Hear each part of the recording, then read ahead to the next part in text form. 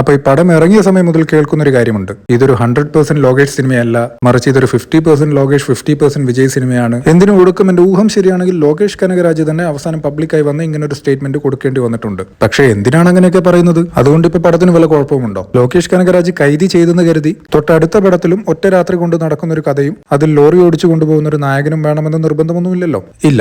അപ്പൊ പിന്നെ അത് ചുമ്മാ ആ നടനോടുള്ള വിരോധം കൊണ്ട് ആ സിനിമയ്ക്ക് ചുറ്റും ഒരു നെഗറ്റിവിറ്റി ക്രിയേറ്റ് ചെയ്യാൻ വേണ്ടി പറയുന്ന വർത്താനം. അത് മാത്രമാണത്. എനിവേസ് ഒരു മാസ് ഹീറോയുടെ കൊമേഴ്സ്യൽ സിനിമ കാണാൻ വേണ്ടി കയറുന്നവർക്ക് ഒരു പെർഫെക്റ്റ് ട്രീറ്റ് തന്നെയായിരുന്നു ആ സിനിമ. എല്ലാത്തിനുമുപരി ആളുകളുടെ കണ്ണിലുണ്ണിയായ രക്ഷകൻ കഥാപാത്രങ്ങൾ വിജയ് ധാരാളം ചെയ്തിട്ടുണ്ട്. സോ ആ ഒരു കോർ എലമെന്റിൽ ഇതേ നടനെ മുൻപ് നമ്മൾ പലതവണ കണ്ടിട്ടുണ്ടെങ്കിലും ഇതിലെ JD എന്ന കഥാപാത്രത്തിന് എന്തൊക്കെയോ വ്യത്യസ്തതകൾ ഉണ്ടായിരുന്നു. മേ ബി അത് തന്നെയായിരിക്കും ഈ ലോകേഷ് ടച്ച്. പിന്നെ ഈ സിനിമയിലെ എന്റെ ഏറ്റവും ഫേവറേറ്റ് സീൻ, അല്ലെങ്കിൽ എനിക്ക് ഭയങ്കര ഗൂസ് ബംസ് കിട്ടിയ ഏറ്റവും മാസ് സീൻ എന്ന് പറയുന്നത് ഒരുപക്ഷെ മിക്ക ആളുകൾക്കും അത് ഇതിലെ ജയിൽ ഫൈറ്റ് സീനോ അല്ലെങ്കിൽ മെട്രോ ഫൈറ്റ് സീനോ ഒക്കെ ആയിരിക്കാം. പക്ഷെ എന്നെ സംബന്ധിച്ച് ക്ലൈമാക്സിന് തൊട്ട് മുൻപ് ആ ചേസ് നടക്കുമ്പോൾ നമ്മുടെ ആൻഡ്രിയുടെ കയ്യിൽ കാർ ഓടിക്കാൻ കൊടുത്തിട്ട് പുള്ളി അമ്പ് ചെയ്യുന്ന ഒരു രംഗമുണ്ട്. ഇത് കണ്ട് ഞെട്ടിയ ആൻഡ്രി ആളെ നോക്കുന്നതും ആ കറക്റ്റ് ടൈമിൽ അനിരുദ്ധിന്റെ ഒരു BGM ഉണ്ട്. നിന്ന നിപ്പിൽ ഔട്ട് ഓഫ് നോവർ ആ സിനിമയിൽ എനിക്ക് ഏറ്റവും കൂടുതൽ ഗൂസ് ബംസ് അടിച്ച സീൻ അതായിരുന്നു. എനിവേസ് ഈ സിനിമ പിൽക്കാലത്ത് രണ്ടാമതൊന്ന് കണ്ടപ്പോൾ എനിക്ക് തോന്നിയ ഒരു സ്ട്രേഞ്ച് കാര്യം കൂടി പറഞ്ഞ് ഇത് അവസാനിപ്പിക്കാം. സത്യത്തിൽ ഈ സിനിമയിൽ ആ കോളേജ് രംഗങ്ങൾ മുഴുവൻ വെട്ടിമാറ്റി ഡയറക്റ്റ് ജുവനൈൽ ഹോമിലേക്ക് വരുന്ന നായകന്റെ കഥയായാലും മതിയായിരുന്നില്ലേ? യെസ്, പടത്തിലെ എന്റർടൈൻമെന്റ് എലമെന്റ്സ് അപ്പൊ കുറവായിരിക്കും. അല്ലാത്ത പക്ഷം സിനിമയുടെ ഫസ്റ്റ് ഹാഫിൽ കാണിക്കുന്ന ആ കോളേജ് എപ്പിസോഡിന് സിനിമയുടെ സെക്കൻഡ് ഹാഫിൽ വലിയ പ്രാധാന്യമൊന്നുമില്ല.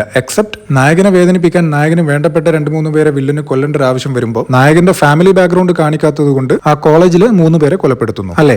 അത്രയല്ലേ ഉള്ളൂ. ഇതല്ലാതെ ആ കോളേജ് എപ്പിസോഡും ശേഷം വരുന്ന സിനിമയുടെ പ്രധാന ഭാഗവും തമ്മിൽ, അതായത് വില്ലന്റെ ഭാഗവും തമ്മിൽ മറ്റെന്തെങ്കിലും ബന്ധമുണ്ടോ? അതോ ഞാൻ എന്തെങ്കിലും വിട്ടുപോയിട്ടുണ്ടോ? ഉണ്ടെങ്കിൽ കമന്റ് ചെയ്യുക.